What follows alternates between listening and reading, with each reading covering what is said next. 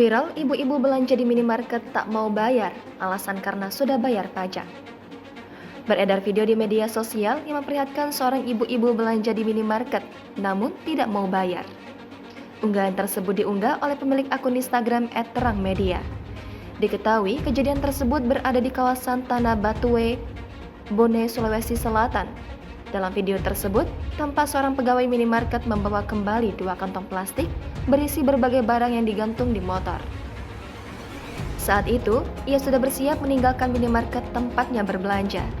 Namun, aksinya digagalkan oleh karyawan minimarket yang kembali untuk mengambil barang belanjaannya. Usut punya usut, rupanya ibu-ibu tersebut belum membayar barang-barang yang diambilnya. Terdengar dalam video tersebut, wanita itu sempat menyela, alasannya enggan untuk bayar belanjaannya.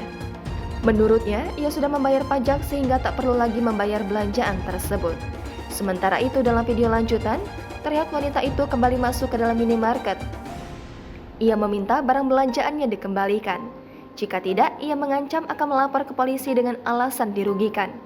Unggahan video tersebut menuai beragam komentar dari warganet.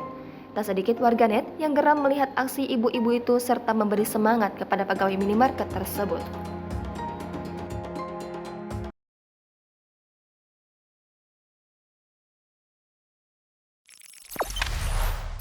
Jangan lupa subscribe, share, komen, dan like ya.